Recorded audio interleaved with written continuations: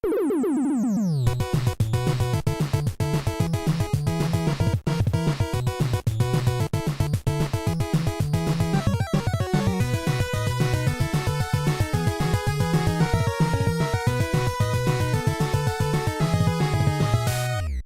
to another episode of the Amazing Nerdiverse. I'm Jeff Grant. I am Steven Tukert. This is the podcast where we talk about all things space exploration. Talk about NASA, satellites, moons, asteroids. That's no moon. No, neither is Pluto. No, Pluto's Comets, not a planet. Uranus, Saturn. That's funny. Thanos. Yeah. No, it's real sad. That's all the space stuff I could think of. 3 things in, you went to Thanos. He's in space.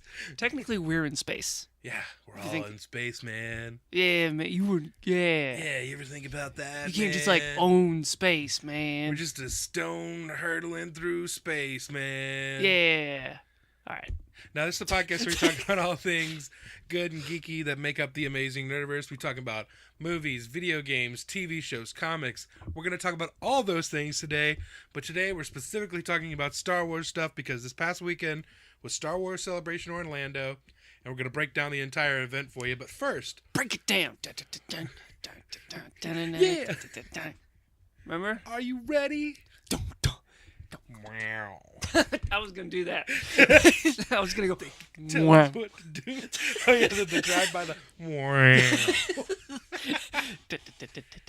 yeah. All right, I got 2 words for you. Star Wars! That's not bad. That's pretty good. Leave that in. No, I'm definitely leaving that. Okay, but before we jump into our Star Wars Celebration breakdown, I did want to point out we have a little bit of a giveaway going on. Yeah.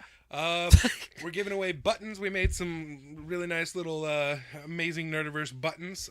Right. And you can get your hands on one for free. And all you have to do is go on iTunes and leave a review for the Amazing Nerdiverse. And send us your birth certificate. Yeah, and your first child. No, but go to tanpodcast@gmail.com. Take a screenshot of your review on iTunes. Send us that and your address on tanpodcast@gmail.com. Mm-hmm. We'll send you out a button. Yeah, we're not scary or dangerous. We're not going to show up at your house, mostly because we don't care. I might. Grants might, but I'm not gonna hurt. I won't hurt anybody. I'll stake out your house for a little while, find out when you're home and when you're not. When you're not home, I'll steal some of your valuables. But mostly just not a dangerous person, just one that could use some extra scratch. He might steal your fire hose. Garden hose, not fire hose. That's for that's for firemen. All right. So let's jump into our. This is going to be our news from the Nerdiverse for this week. So let's jump right in. All right, so Star Wars Celebration. Got a case of the sillies tonight. Yeah, we do. This past weekend was Star Wars Celebration Orlando. Yeah. 4 days of nonstop Star Wars fun.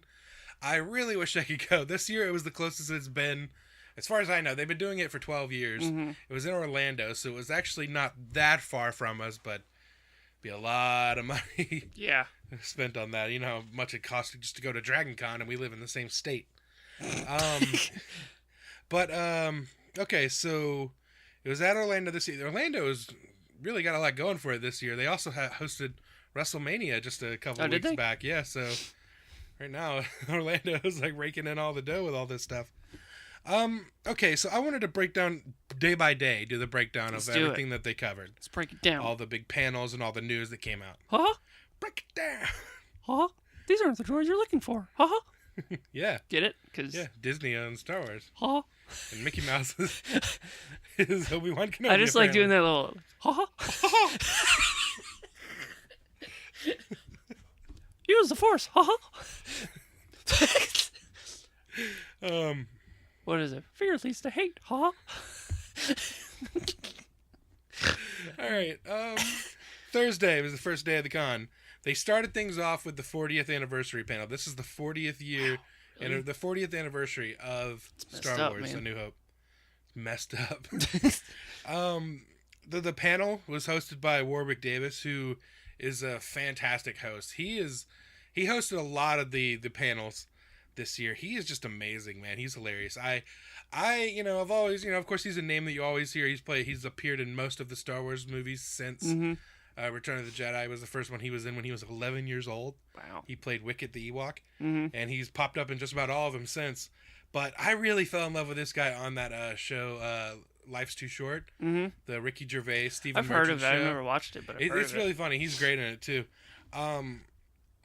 So I love that guy from this, and he hosts most of the panels at Star Wars Celebration, most of the big ones at least, and he was fantastic. First they had they had Kathleen Kennedy come out and introduce George Lucas, which was a big surprise. People weren't sure if George Lucas was going to make it or not, but it's the 40th anniversary, so they're bringing out all the stops for this one.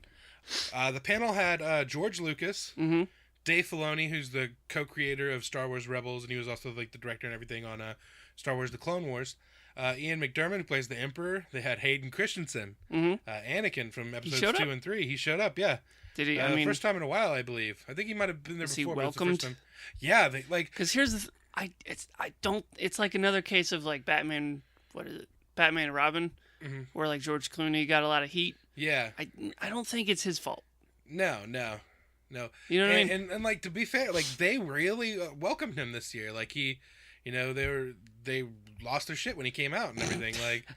like it's at the point where we're so far past the prequels now, people can just appreciate them for what they were, because now they're not all we have. Like, we're getting new Star Wars movies now and everything. So, and to be honest, like I can't say that the prequels are great movies, but they do get progressively better. They do over the course of the 3 movies, but also each one has some really great stuff in it. True. So like the Darth Maul and the that's fight a really stuff, that's like a really great fight. Even that song, like the Duel of the Fates, that song is phenomenal. That song's what's up. Yeah. And then the second one has some cool stuff. There's the introduction of the clones and all that stuff. And the fights and stuff with Jango Fett and everything in that one. And then the third one, had some great stuff in it too. That final fight.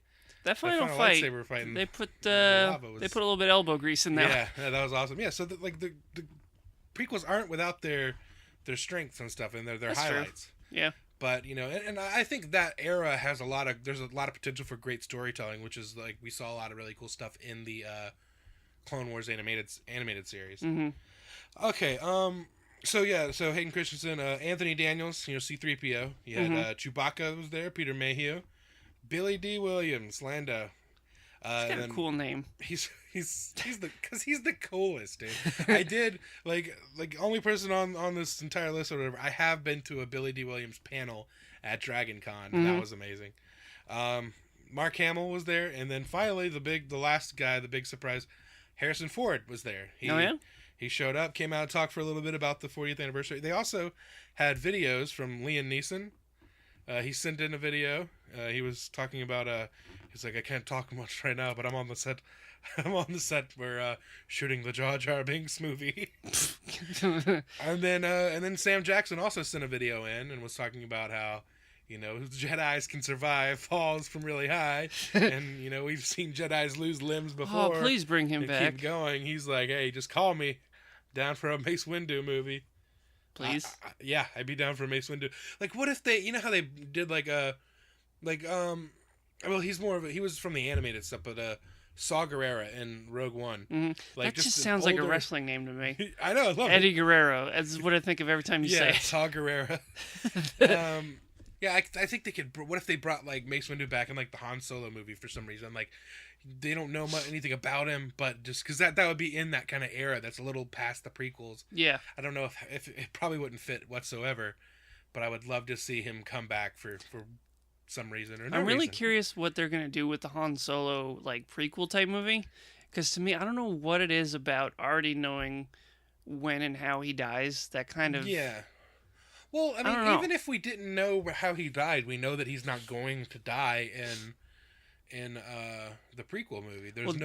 No, I know that, but I'm just saying it kind of like, I know how this ends, like eventually. You know what I mean? It kind of bums me out a little bit. But can't you still go back and watch? It does take a little bit of danger out of it, though, doesn't it? Yeah. Like, I mean, he's going to be fine. But it would have either way. That's true, I guess. Yeah. Because he's got to make it through the other 3. Yeah. So, they sent in videos. Those are great. it was just a really great panel celebrating the history of the franchise. 40 years is nothing to sneeze at, and and the fact that bless you, and the fact that I almost didn't say bless you because my mind wasn't ready for it because I knew it was a fake sneeze. So I was like, I'm not wasting a bless you on that.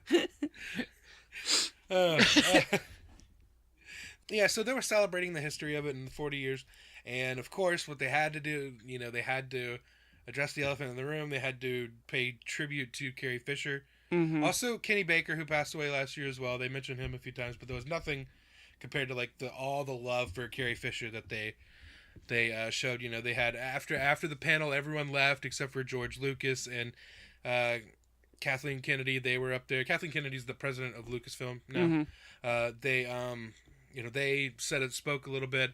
Then they had Billie Lourd, Carrie's daughter, come out there, and oh god, I cried like a bitch watching that. Yeah. Such a touching tribute to her mother. And then, huge surprise for everyone there. There was some curtains off to the side. They opened, and John Williams was there. They started playing Leia's theme, which was just that was awesome. Like I would have loved. That was the one where I was like, I would have loved to have been there. Yeah. In the room for that. That was incredible. And it was John Williams leading the Orlando Philharmonic Orchestra. They played Leia's theme first, which was touching, following the tribute. Then the Star Wars theme, right? Get things going. And then the Batman theme. Yeah. Just like, might as well do this. Not even one he did. Not even the Superman. That's right, Superman. Not even Superman or any show. I'll do Batman. I'll pull some Danny Elfman out. Why not? And then the Imperial March was the last one that I saw on the live stream. I don't know if they played any more after that, but that was really cool. Speaking of the live stream, like that's what's great about this. They live streamed this entire event, like so you're following on like the Star Wars show, on the Star Wars YouTube channel, and they archived it all, so you can go back and watch it, which I love doing. Like I did this last year for Celebration, like. You can live stream and watch along with all the panels and the events and stuff. From the comfort of your own home. Yeah, not have to pay out the ass for like travel and accommodations, and then you can see all the cool shit that I want to buy and see what's going on instead of just being kind of, because some of the time, like when they show stuff like images and stuff up on the screen, they don't always. You mean all this technology, they don't zoom in. No, not always.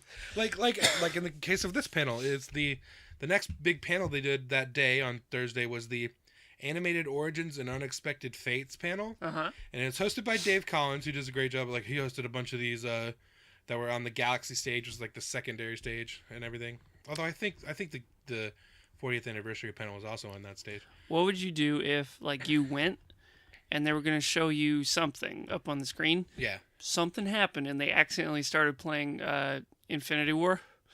Like, how does that even happen? But like, it's just something messed up somewhere. Well, like like if it started playing like the Last Jedi or something, right, that would make more sense. No, but like somebody messed up somewhere and they started playing Infinity War. Like, wouldn't everyone kind of just be like, I mean, this isn't what I wanted tonight, but I'm not gonna complain. Just keep watching. All right. So yeah, that panel, the Animated Origins and Unexpected Fates. Dave Filoni, who I mentioned was the co-creator of Rebels, and Pablo Hidalgo, who's like the head of like or not head, but he's like one of the big guys in the Lucasfilm story team, like the people that dream up all the stories and everything that they, that take place over the comics, the shows, the video games, movies, all that stuff. He's great. He's like just a walking Star Wars encyclopedia. Like I've really grown to like love that guy and like behind the scenes stuff that I've seen him like on the Star Wars show on YouTube. And like there's Star Wars Rebels, like they do a Rebels recon thing after every episode, and he's on every episode of that and like answering questions about the shows and the characters. But yeah, like I really like both of the guys. Like they know a lot about like what they're doing, and Dave Filoni is such a great he's such a great like storyteller in this world and everything. He They showed a little bit of concept art and design work of stuff that, like, the origins of certain characters, like the first drawings of certain animated characters and stuff like that. Yeah, it's fun. And I couldn't really see much of it on the live stream, which was unfortunate. Yeah. He teased Ahsoka Tano's return in season 4 of Rebels during this panel. Ahsoka Tano's a character that I really like, that, didn't really catch people immediately when they first introduced her in the Clone Wars movie. Mm-hmm. And then and over the course of the Clone Wars show, I think she really grew on a lot of people. But Rebels is where I think she really, like, people really started to like her because they brought her back for that. She was in the entire, like, second season of Rebels. But she's going to be back in season 4, so that's really exciting. They also teased Gregor and Wolf, are 2 clone troopers from the Clone Wars show. They're coming back. They came back in an episode with Captain Rex, who's like the main clone trooper from those shows. Mm-hmm. They all 3 came back together, and then the other 2 you haven't seen in a while. Rex kind of joined the Rebel team and has been part of the team since then. But they're talking about bringing those back. And then they showed really cool. They showed an image that was like just they put it up as just take this for what you will. Mm-hmm. They put up an image of like a character design image. Okay. Of Rex, Captain Rex. He's a clone trooper. Okay. He's exclusive to the Clone Wars animated stuff, but he's you know with the clone troopers. Yeah. He's one of them, and they all kind of have their personalities, and that's what I really liked about the Clone Wars show is that all of these clones have different personalities and stuff, and you can like find the ones you like of the history of like the Clone Wars show. And Rex was always one that I really liked, and they brought him back for Rebels, and he's like a big part of the team now and everything. So they showed an image of Rex wearing a Rebel soldier uniform that the characters wore on Endor in Return of the Jedi, and there's an image that shows there's in the movie you can see a guy, an older man, a Rebel soldier in Return of the Jedi with a big white beard, and people are like, is this Rex? Because he looks just like the older version of Rex from Rebels. And then they posted this picture of him in that outfit of the animated character, and they're like, just take that what you will. So basically, they confirm that is Rex in Return of the Jedi, which is something I really love when they do, is like go back and like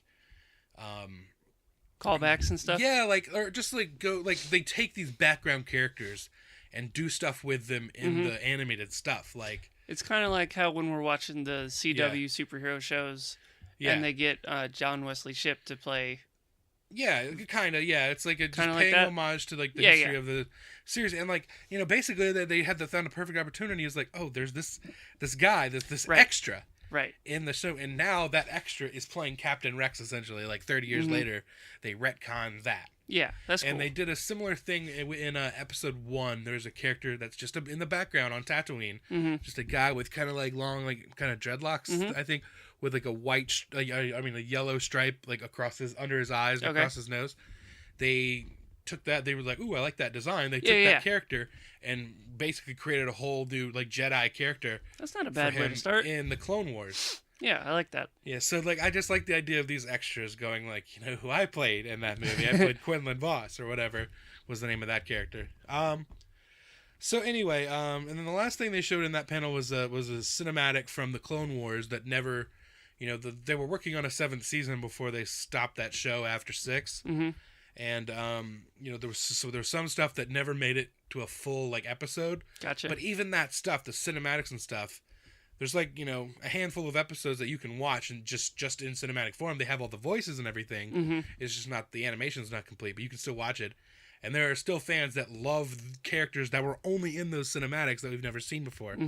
Well, another thing they showed was a cinematic from It was a thing with Boba Fett and Cad Bane, which is a really cool character that I love, and like Cad Bane kind of teaching Boba Fett how to be a bounty hunter. I love talking about Boba Fett with you. Yeah, it's just always, we always get close to coming to blows whenever we talk about Boba Fett. But bullshit. But yeah, they showed the cinematic. I haven't seen it or whatever because I couldn't see it on the live stream that I watched.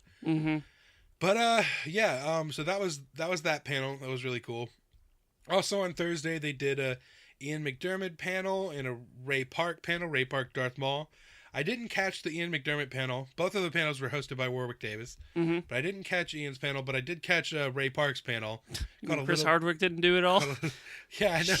You can imagine he's busy doing his 17 other shows. Better be careful. He might kick in your door and come to do this show for us. Yeah. I wouldn't hate that. Take a week off, let Hardwick handle it.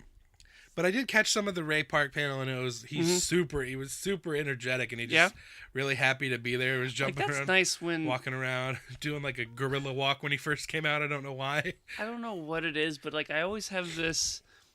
Oh, what's the word for it? I always assume that people who have played characters like long ago hate it now. Yeah. Like they're tired of hearing it. Yeah. You know what I mean? But it's just nice to. Well, and like, yeah, that's what you'd assume. And there's some people like I wouldn't be. Wedge Antilles. Oh God, what's the actor's name? Huh? The actor who played Wedge Antilles in the original Star Wars trilogy. I don't know. He's the character. He's the only Rebel pilot to have been there and survived during both Death Star fights and whatever. He's a character that people love in the old original trilogy. He hasn't been to one of these. I don't think he's ever been to a celebration, but he was there this year and everything. And he's the kind of guy the way stories you've heard is like why he doesn't come back and why he doesn't really he didn't come back for the Force Awakens or anything. He's one of those things like you said, like you think that he probably has that kind of attitude. Yeah. But even him, he was really positive. Like I saw an interview with him, like just the one on the StarWars.com like Star Wars show guys, talking to him, and it was really really happy to be there. It seemed like genuinely. Tell me right now. Yeah. How much money do you think they would make if they did a solo Porkins movie?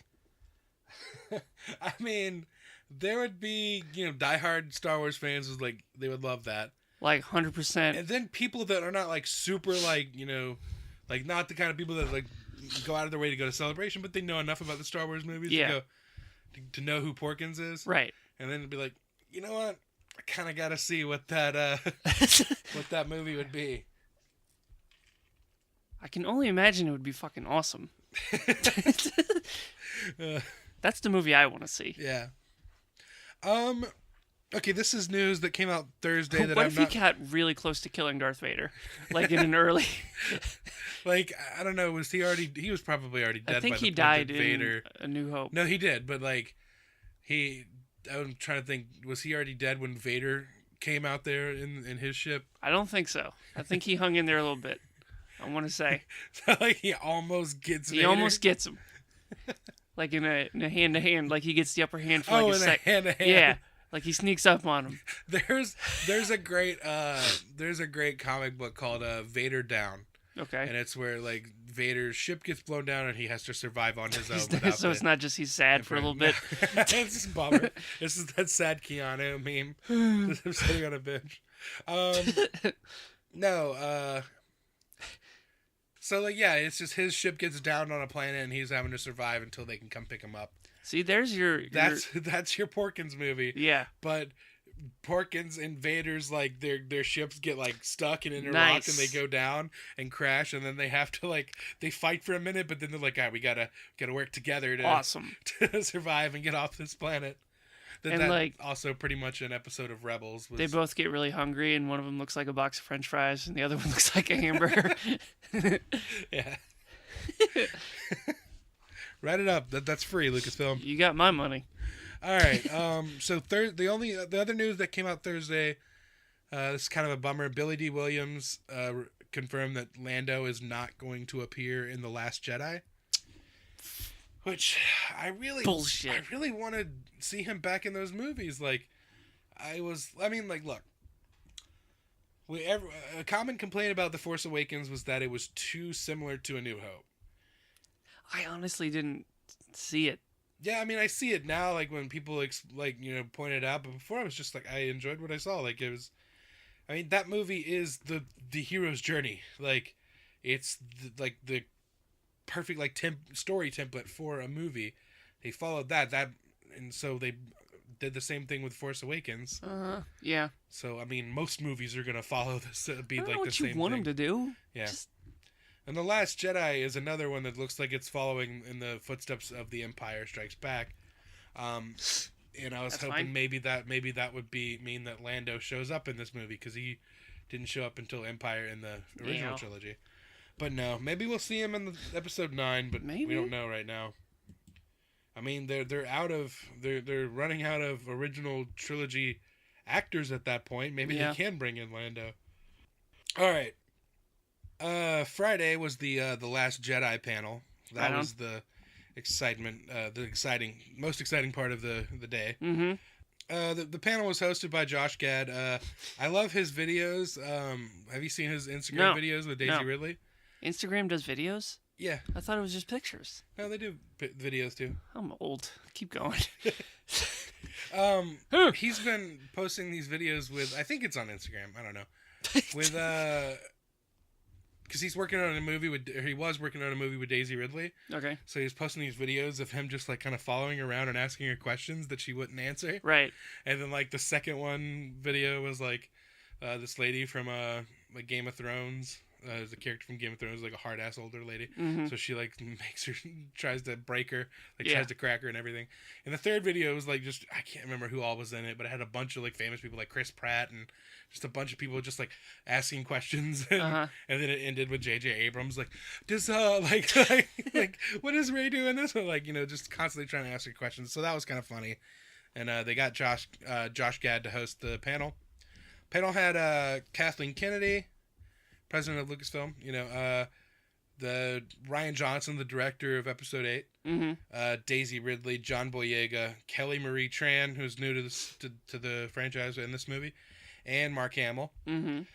I really like Rian Johnson. The director. He directed Looper, and he did a movie, more low budget movie called Brick. Was his first film. All right. I really like with Joseph Gordon-Levitt. It's like really like cool, like noir style film, but set in like a present day high school situation kind of thing. Is really cool.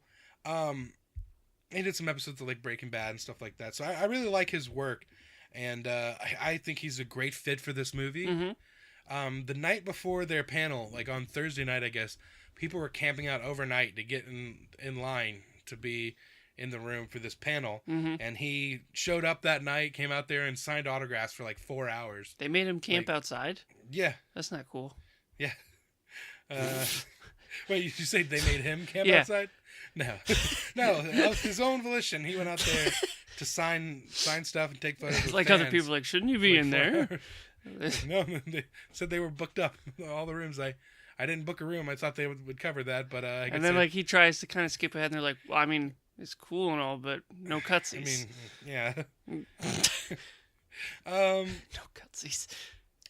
So yeah, he is cool. Daisy Ridley was on the panel. She talked a little bit about how like the most interesting thing she said is like sometimes your heroes are not what you expect them to be. So like we're gonna be seeing Luke, but he's not quite like what she'd like to see is like the legendary Luke Skywalker and everything. I'm sure we might be a little disappointed by the Luke we see when we first meet him and everything. What do you mean? What do you think? Well, have you seen the trailer? Well, yeah. I'll get to the trailer in a minute. Yeah, we'll talk more about that. John Boyega was talking about Finn's recovery in this film. Right. He was hurt bad at the end of the last one. He got which I really like. I'll bring up that in a second. I really like when he was fighting Kylo Ren, how he swung the lightsaber like a baseball bat. Yeah. I just really like that. Yeah. No training. Yeah, just swinging like a baseball bat. You're right. I never thought about it. He did. He said that. I mean, when you got no training, you might as might as well take what you know.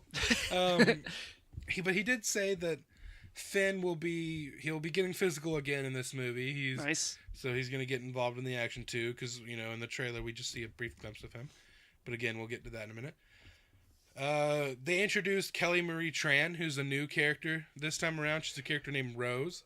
She's a part of the Resistance, but she's a maintenance worker. Okay. She's just a maintenance worker, but she gets pulled into like the greater adventure, and she's in the story with Finn. And they said this is a quote. They said she's the most important new character in the film. So like, I'm curious to see. She's a maintenance. She's a maintenance worker. I'm curious to see why she's so important in all this.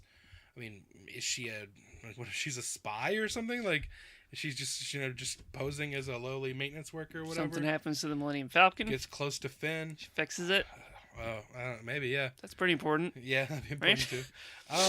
Or else the movie stops. Yeah. So they they did this great thing where they did like a fake out, right? Okay. So like, you know, the fans sitting through this whole panel, they're like waiting, like, where's the trailer? We want to see the trailer.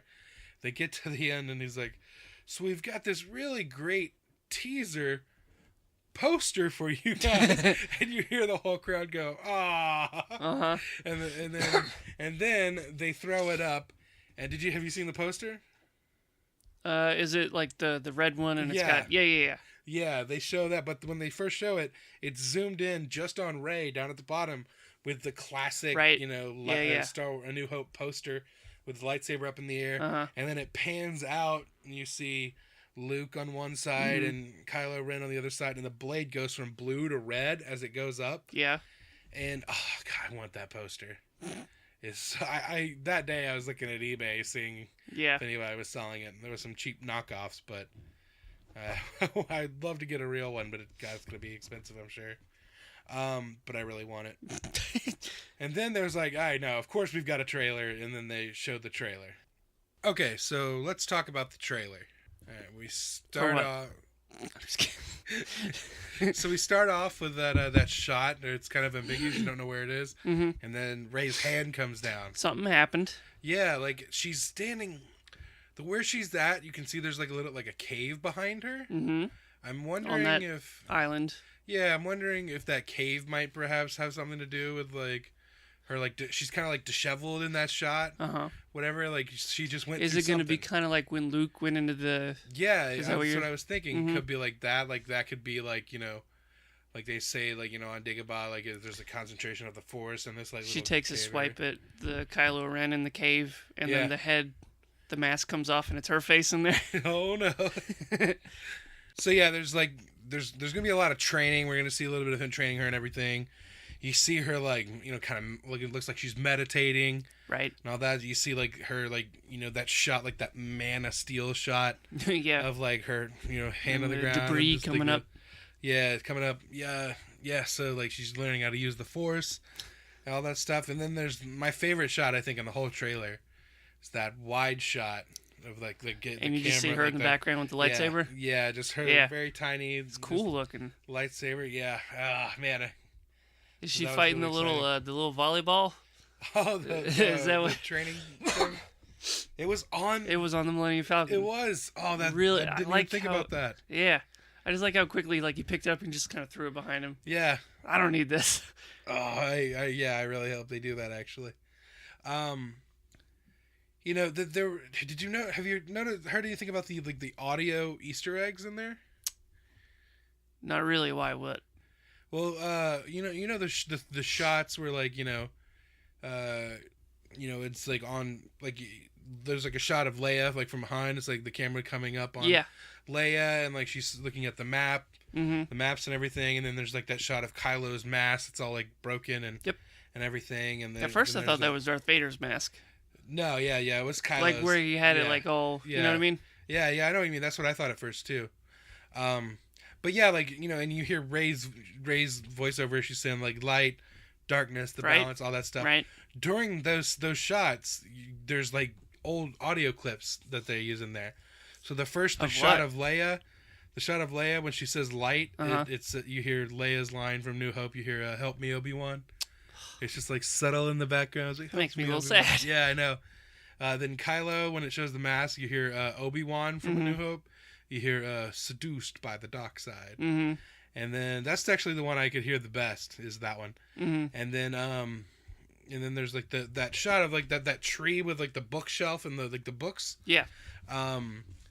Which I think is a Force tree because it's something they introduced in the comic book Shattered Empire. Is it? Yeah, it's like one of the first big Marvel like canon tie-in comics.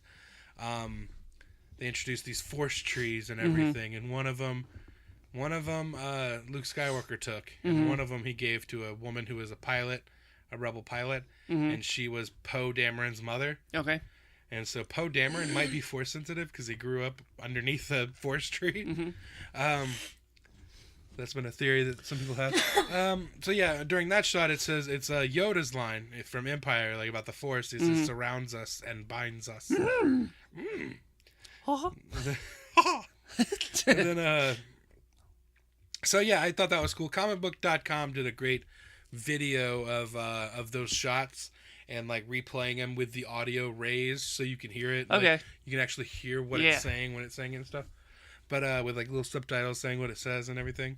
And it also looked like there was in The Force Awakens there was like a little flashback it looked like of like I have to assume Luke kneeling down next to R2. Yeah. It looks like we might be able to see what happened in. Yeah, yeah. Because there's that a different angle of it. Yeah, I think it's like the reverse. It's like from behind of that shot, and then you see the temple burning. Yeah. Like that, I'm really excited to see. Luke and his boy hanging out, watching everything burn. And there's another shot there with, right after that that I don't think is in that same scene, but it kind of looks like it goes together. It looks similar, but it's Captain Phasma and a bunch of like First Order stormtroopers, and like like flame troopers and everything, like that we saw in the first movie or in the in the Force Awakens. But I don't think that's in the same scene.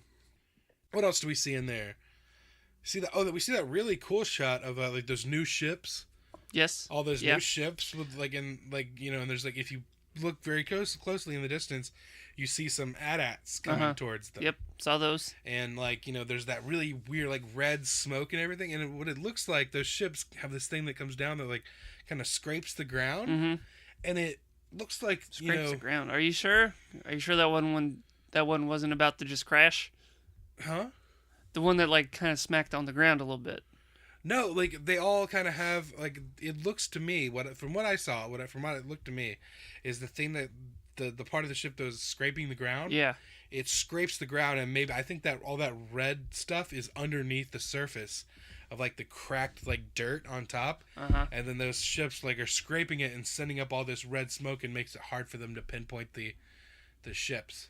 I don't know. That's just kind of what it looked like to me. I was watching on the live stream. They had some a bunch of people like from various outlets, like there was someone from Nerdist and someone from Slashfilm and a couple other things, IO9, and they had they were taking the trailer frame by frame and breaking it down, and that's what when they paused it, it looked like there was none of that red smoke, and then the ship comes down, and right when it scrapes the surface, all that red smoke starts billowing up.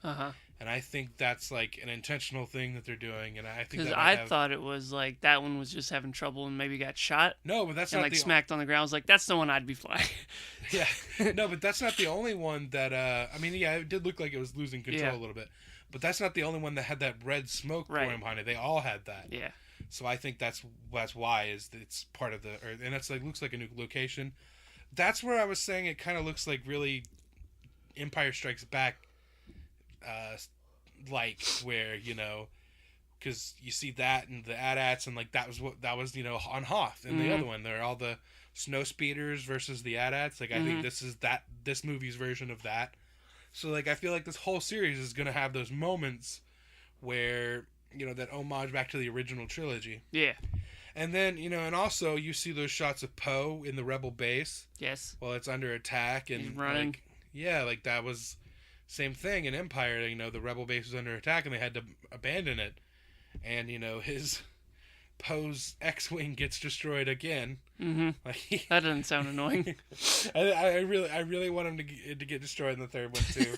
Just I'm like, son of a bitch, I can't have anything. Well, if you paint your X-Wing black and make it stand out, everyone's gonna know which one's yours. But yeah, I thought that was interesting. Put some wicked hot flames on it. So it looks like it's on fire. Yeah, you mentioned that.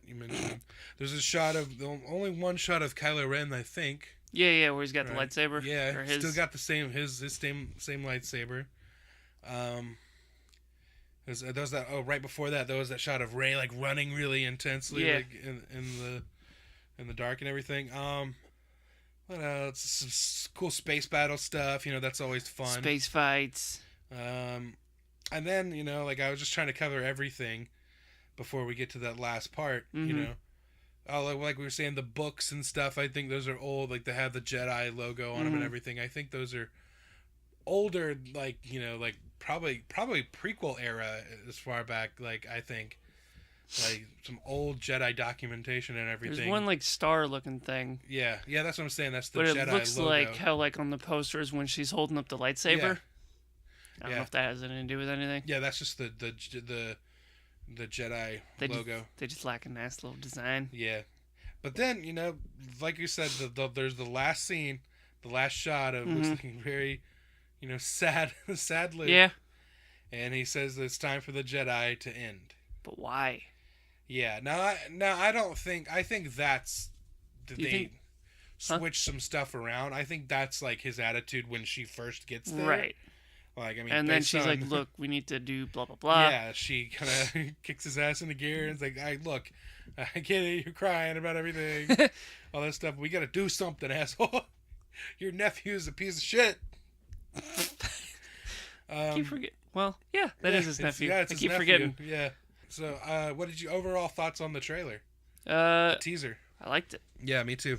I bummed out. Luke is. Yeah, like I just want to see, like Luke's like my favorite character, and all the Star Wars movies. He was my favorite character. I just love the way Return of the Jedi.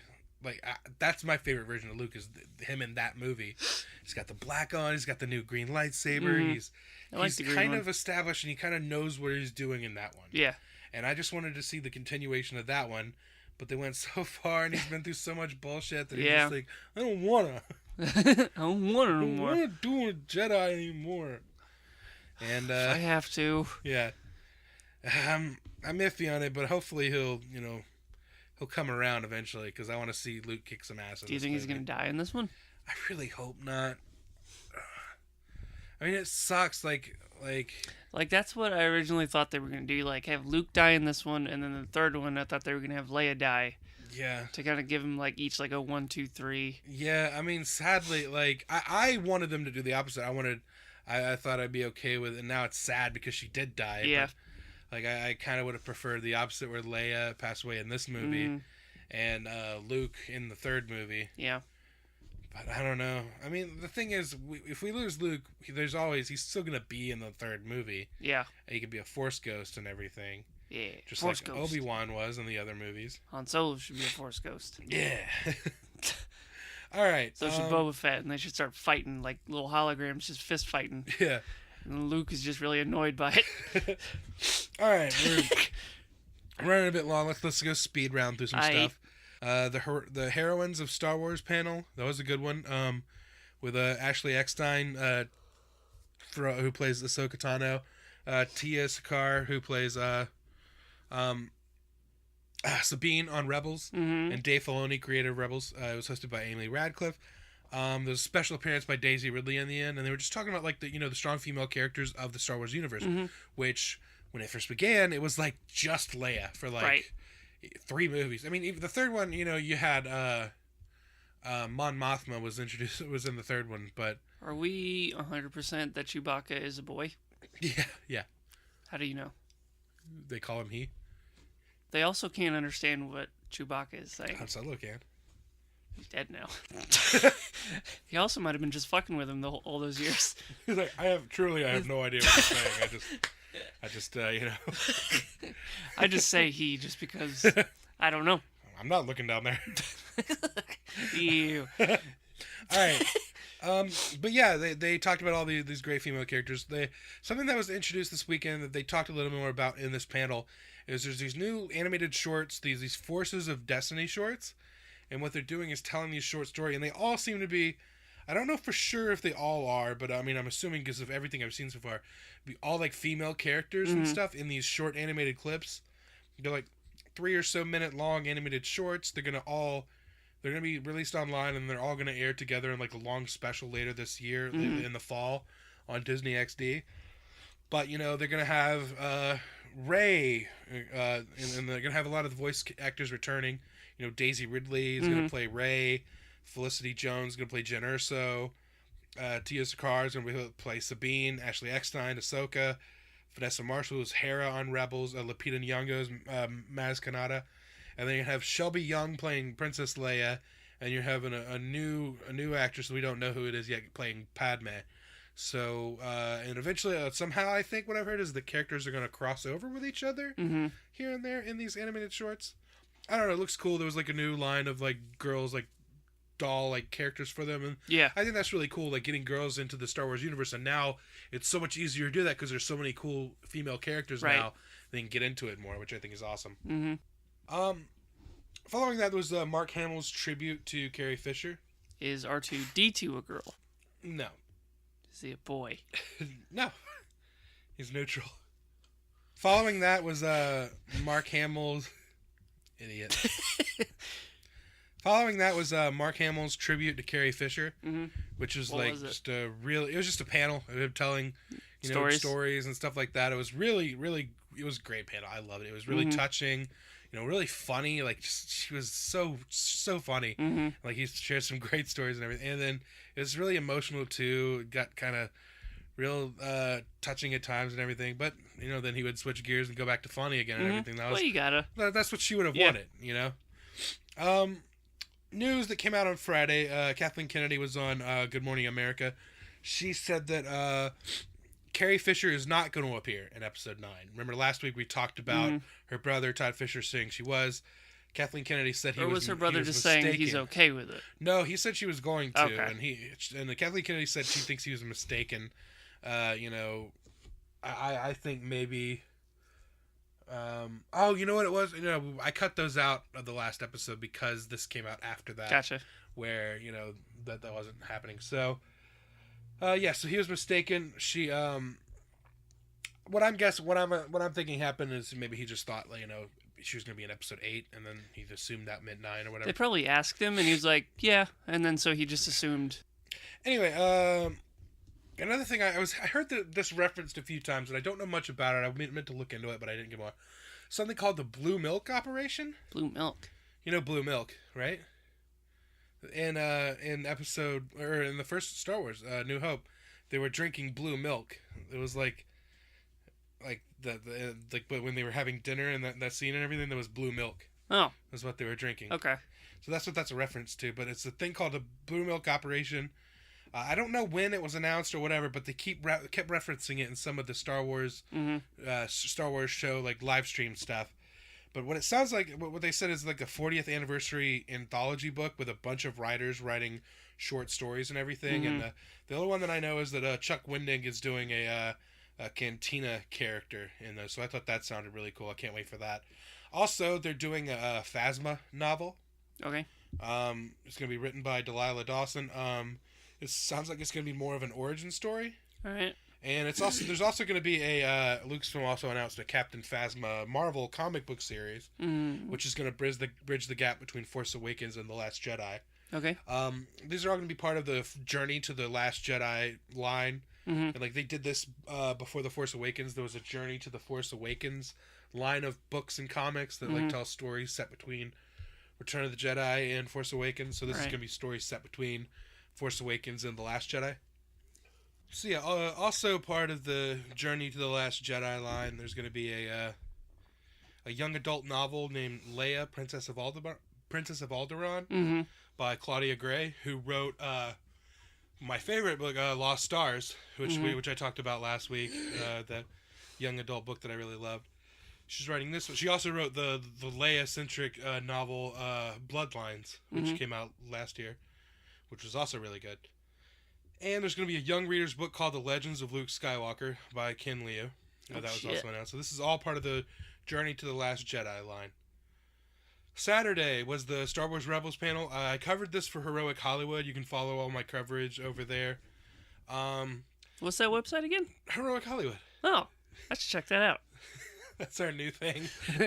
I was listening back and realized how many times we did that last week. They had the full... the Rebels panel had the full cast and everything, or most of the cast. One thing that I love, Freddie Prinze Jr. said our favorite phrase, got. Yeah. He said that he said that Obi-Wan got in A New Hope. And I just thought that was I love that guy. Like, as if I couldn't love that guy anymore. Like, he uses our got. I mean, he did. Yeah.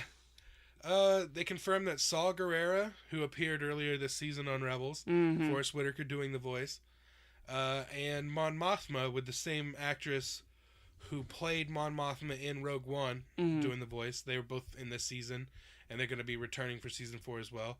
Also, Two Tubes. You know who that is? Is that a rapper? No, he was a character. He was a character in Rogue One. Okay.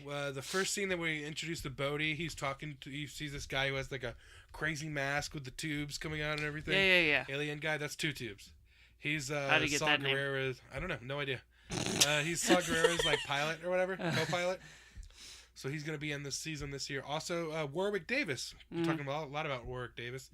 He's joining the cast this year. He's playing a character called named Three Tubes. Yeah. Now he's playing a character called Rook from the Heir to the Jedi. This is a old canon character, old Legends character that's now getting brought into canon. Called Rook Rywalker. Yeah. They ran out of names. Oh, God. Yeah, I didn't even think about it that way. A Scooby-Doo version of Rook Rywalker. Zoinks! Like Zoinks, it's Luke Skywalker. Which brings us back to Freddie Prinze Jr., who played Freddy. It's full circle. Yeah, so Rook is it's Rook like R-U-K-H, so it's like a Rook like kind of Farouk? No, it's like Rook. Like I don't even have enough phlegm. If only the audience could see you do Rook. I don't have enough phlegm to do the voice properly. But yeah, he's Thrawn's personal assistant / like bodyguard, or no, personal assassin / bodyguard, not assistant. That's a whole different set of skills.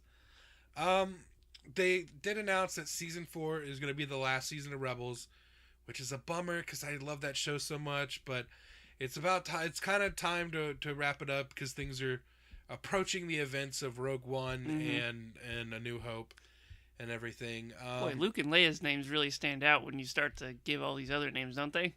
Luke. Yeah. Leia. Kind of pushing it, but not really. Han is normal. Ish. Yeah, Normal-ish. Yeah, I mean, yeah. Hans. There it is. It was Hans Solo. So yeah, they said season 4, but the Star Wars animation is going to continue. So there'll be a new show. They just didn't announce it yet because they were kind of letting Rebels have its time now, and then they're going to announce probably announce a new animated series next year at Celebration. Or no, there's not going to be a Celebration next year. They're skipping next year, but we'll hear about it eventually. Filoni, like I said, he said that Ahsoka was going to come out. He loves teasing Ashley Eckstein, the actress that plays Ahsoka, because she loves that character. And always talks about she has her own clothing line called Her Universe, and she has these shirts that say Ahsoka lives and everything because her characters was left ambiguous. Like the last time we saw her was at the end of season 2, the season 2 finale. She fought Vader, who was of course Luke or Anakin Skywalker, who was her master. Like he was her master. She was the Padawan. And then he went off and became Darth Vader, and she didn't know that he was really Vader. And this is like the episode where she got that like kind of confirmed for her. And then they fought she fought him to give the others time to escape. And then the last time we saw her, this thing was closing, and we just saw them fighting as it closed, and then we don't know what happened to her. It was one final. Yeah, it was left ambiguous, but like this Ahsoka lives, and so Dave Filoni, who loves to torture her about this stuff, he was wearing a shirt the whole time that said "Ahsoka lives?" ? And then at the end of the panel, they showed a teaser for season 4, and he left the stage for a minute. And when he came back, he had an "Ahsoka lives!" ! Shirt. So I thought that was really cool. So they showed a trailer for season 4. It was great. They also showed the season 4 premiere called Heroes of Mandalore Part 1. They said this wasn't in the panel, but in an IGN interview later, he said that Dave Filoni said that season 4 is going to be much more serialized, where it's going to be one long story from beginning to end. Okay. It's going to feel more day to day than like typical like standalone episodes that are just kind of whenever kind of thing. And also, and Slash Film reported that he said that we're not going to be seeing the Battle of Scarif from Rogue One. Because, Rogue One, if you don't watch Rebels, there was a lot of Star Wars Rebels Easter eggs in Rogue One. Okay. The droid, Chopper, you see him rolling by in the hangar on Yavin. When you're in that hangar, you hear General Syndulla, please report. That's Hera Syndulla from the show, who's not a general yet in the show, which means this season, they confirmed this season she's going to become a general. And so that little Easter egg in the background of General Syndulla, please report to briefing room or whatever, is going to have to be paid off in the show. And also with the Ghost, the ship that they fly and live in and everything in Rebels is going to be, or appeared in Rogue One during that final that's cool. Battle of Scarif. So... Who are you calling scruffy looking? So, yeah, many people thought that was going to be the end of Season 4, or the end of Rebels was going to be end with the Battle of Scarif, but Filoni said that we're not going to see that in the show. Also on Saturday was a Billy D. Williams panel hosted by Warwick Davis. I didn't get to check that one out, but Billy D. Williams is always awesome. A lot of these that I didn't get it because there's just not enough time. These live streams are like between 5 to 6 hours. Saturday's live stream was 10 hours. God. And like I've been trying to watch. I'm in the middle of the Saturday live stream. Yeah. But I still need to go back and check out some of these panels and everything. It's a lot. But I do like watching the stuff, these live stream of the panels and things. And I also like watching the premieres. Like they do the premieres and stuff live. They live stream those. Speaking of, tonight is when we're recording this, is the Guardians of the Galaxy Volume 2 premiere. So I'm going to go back later and watch the live stream of the red carpet for that. Saturday, the other big panel on Saturday was the Star Wars Battlefront II panel. Okay. That's that game that you like. Yeah, so let's talk a little bit about games. Let's talk about games and shit. Earn that intro music. Gosh. So, this panel was hosted by David Collins. They showed an awesome trailer for Battlefront 2. It's going to come out later this year.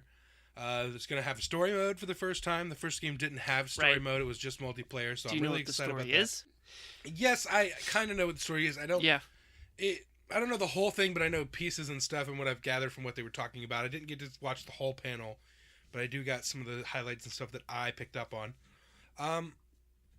It's going to be a canon story. This story is going to be canon, which is cool because a lot of video games are really cool, but they're not canon. So like I love the Force Unleashed video games, but that's not canon, so those characters don't really exist in the Star Wars universe and all that, unfortunately. They said it's going to be set after the second Death Star falls in Return of the Jedi. Okay. They're going to be introducing a new character. It's going to be told mostly from the point of view of the Empire, which I think is interesting, or at least that's a big part of it. There's a new character named Iden Versio. She's the leader of Inferno Squad, which is like a badass team of like Imperial soldiers and troopers and stuff. They are they essentially said, how Luke Skywalker and Leia and all them are like heroes to the rebels and stuff. These are the Imperials that Imperials look up to. Gotcha. And everything. It's going to be a new location. I believe it's going to be Iden Versio's homeland. Like, that's where she's from. I'm not 100% sure. But this new location is called Vardos, something like that. It's a city. It's more like a city location, landscape and everything, which will be new for these games. You know how like you see a lot of these planets in the Star Wars universe and they're occupied by... Yeah. They're being occupied by the Empire against their will. That's not the case with these guys. They actually willingly joined the Empire and invited them in and stuff. So I always kind of find that fascinating. Luke Skywalker and Kylo Ren will be playable characters in story mode. That's fun.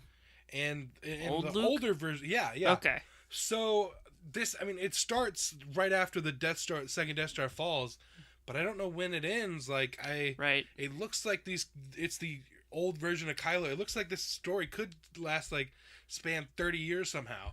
Maybe that's the beginning, like the Death Star thing is the beginning. That's kind of what inspires these certain Imperials to. Do you think there'll back. be a scene in the game where it shows the for the Force Awakens, where it shows the one guy going, "What if we build a bigger one?" I hope so. The last one, but way bigger. Yeah. I want that guy to be a playable character. This is announced today that Paul Blackthorne from Arrow. Oh shit.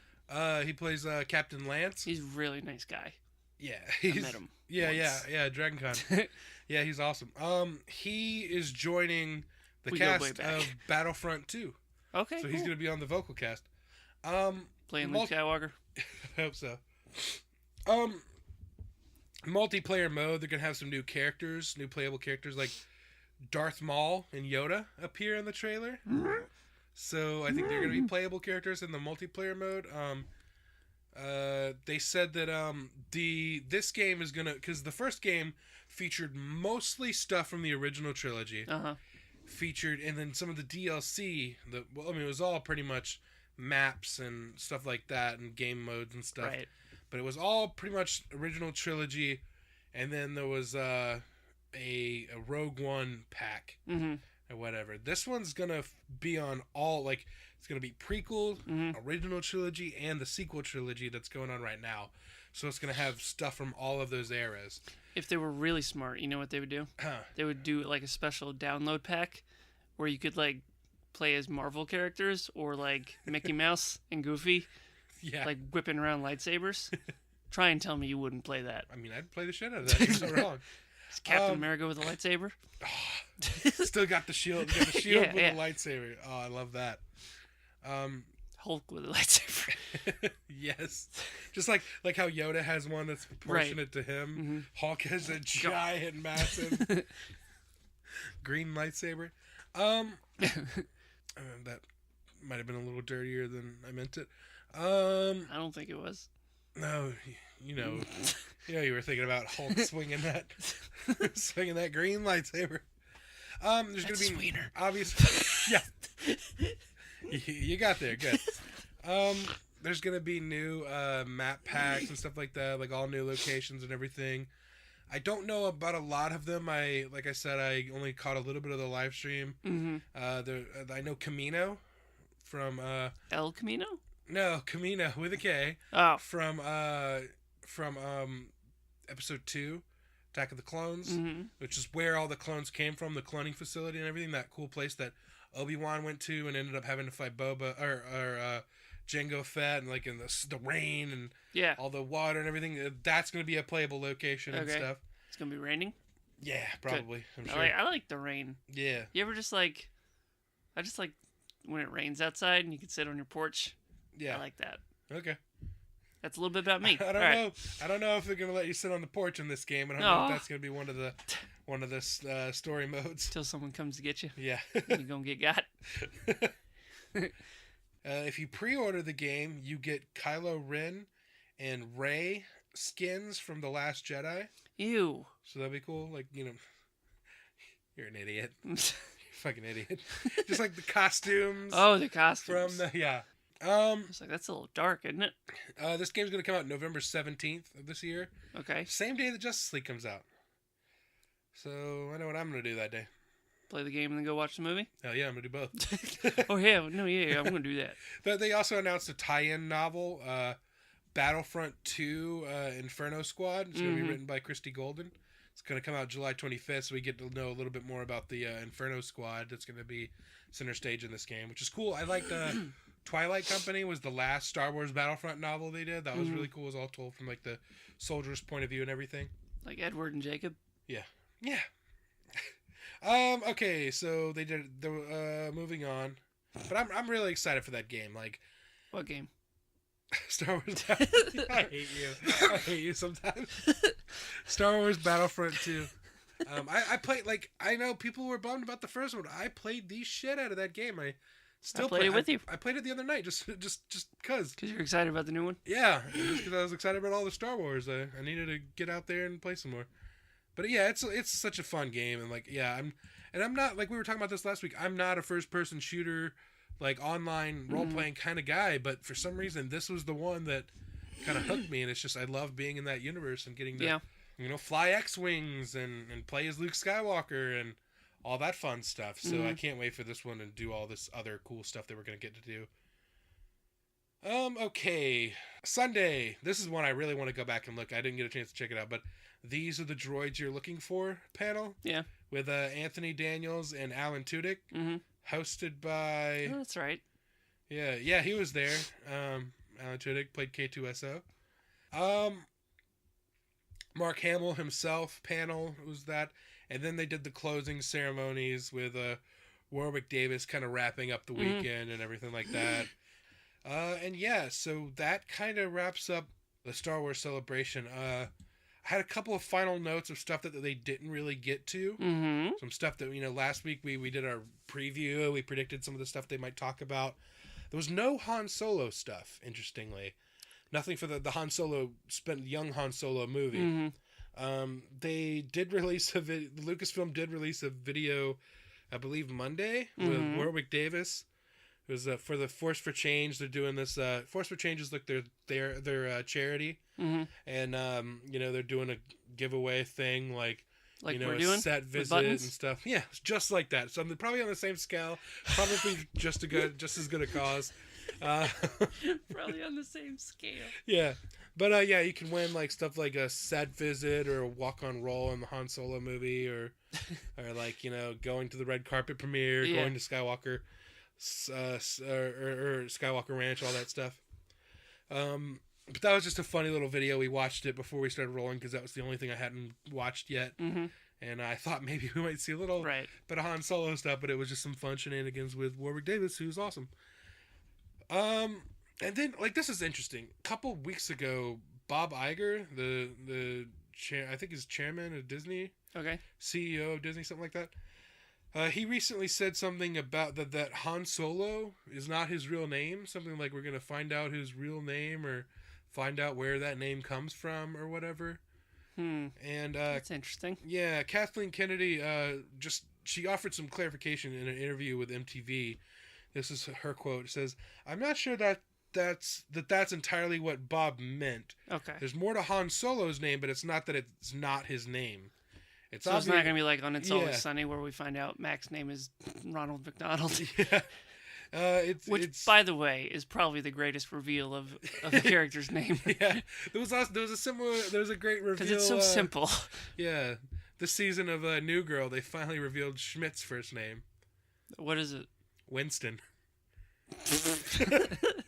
That's great. That episode was really funny. Winston Schmidt. They're like, "No, you can't use your." He's like, "I'm thinking about using my first name again." Like, "No, don't use it. Bad things happen when you use." And it's just them confusing who's talking to who. It's hilarious. That's a good idea. Yeah, I hadn't thought about it until you just brought it up. Yeah. I didn't realize. I saw an article. It was like Schmidt's first name revealed. I was like, "Oh, I guess they never did reveal what his first name was." Winston. But anyway, she said that'll always be his name, Han Solo. So his first name is Winston. I'm glad his middle name she is Han. clarified that. Yeah. Winston Han Solo. All right. So there was also no new movies announced. No new animated series, like I said, or no new movies. Animated series, they're giving Rebels time to say goodbye and all that stuff, and it's going to be their final celebration because they're not doing one next year, and the show will be over by then. So this is their last real chance. So they were just letting them have their moment, and then we'll learn what the next animated movie is going to be. But I'm hoping for Han Solo training new Jedi and learning more about the Jedi Order and everything. And then finally, there was no Obi-Wan or Bounty Hunters confirmation or anything. I don't give a shit about Bounty Hunters, but I know you don't. What I really would like to... I don't know... He wasn't even there. Ewan McGregor wasn't even there. I don't know why I was about to say I don't know why. I do know why. Yeah.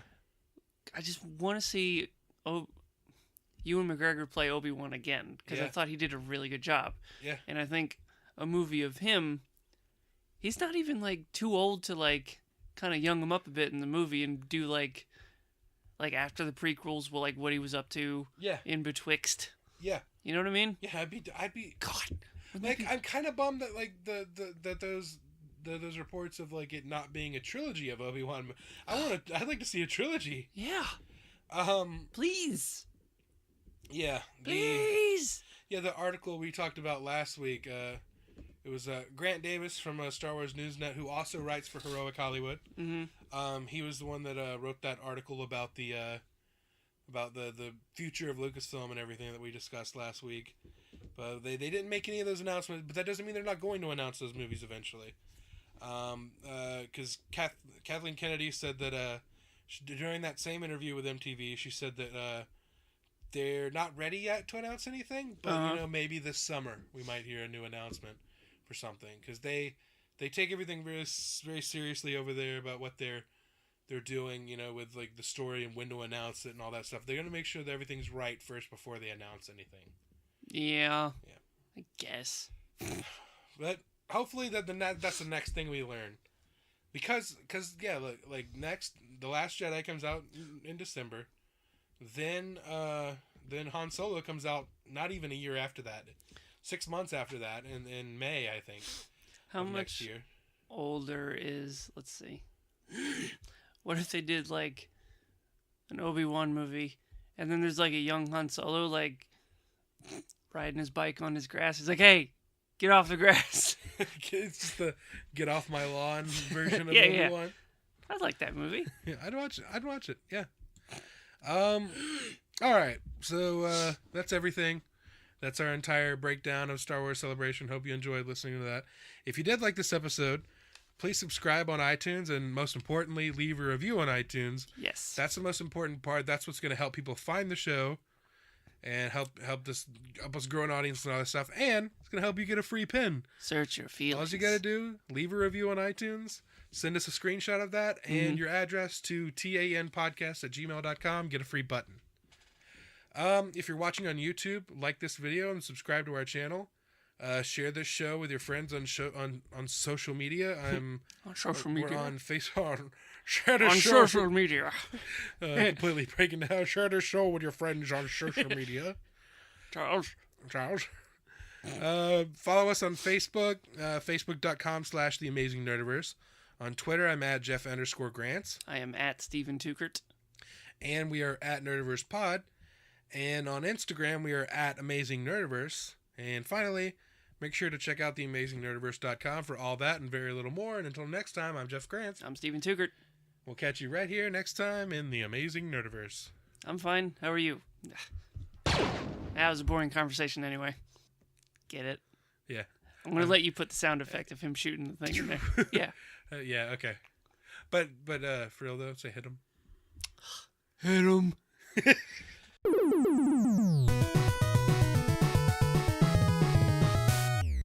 Ha! Feel the hate flow through you. Ha!